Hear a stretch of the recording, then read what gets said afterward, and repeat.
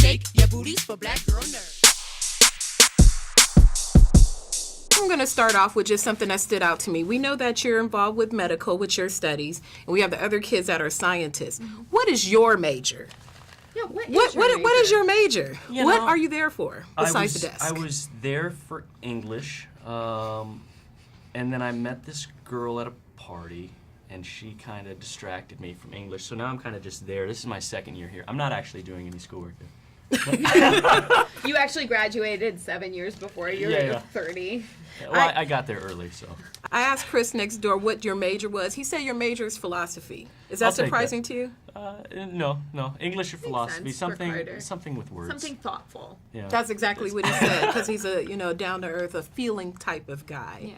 When you go into this film, it picks up right when the last one left off. When you prepare for your role, do you go back and watch the old film to remember where you last left off, or do you just go in with a fresh pair of eyes? We did a bit of both. There were certain scenes that we needed to mirror, or certain, like, blocking or shots or certain physical We'd movements. have the computer on set. And they would play things for us so that we could match it. But the thing that's so wonderful about these films is we're never directly copying ourselves. It's always fresh and new and vibrant. And so I rewatched some things, but I didn't want to watch too much because I didn't want to get in my head about, like, I have to make sure it's just right this way. Yeah. There's a lot more emotion in this movie. We've seen the evolution of Tree from the person she was to where we last left off, and there's even more emotion in this film. How do you play off of those emotions, given that the slapstick nature of the movie and the comedy element, just to kind of hone in on those meaningful parts to you?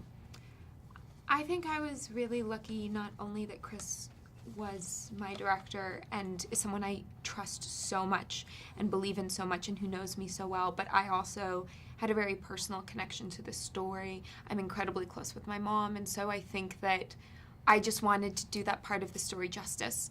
And it was hard sometimes bouncing between, like you said, slapstick comedy or screaming or running down a hallway.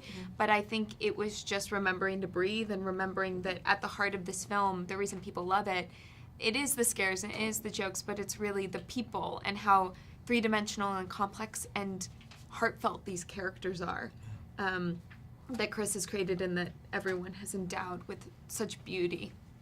And if there was one part that you create or one part of the movie that could have got a do-over because it got stuck in the time loop, is there a part for your character you wish you could do over and over and over besides the desk?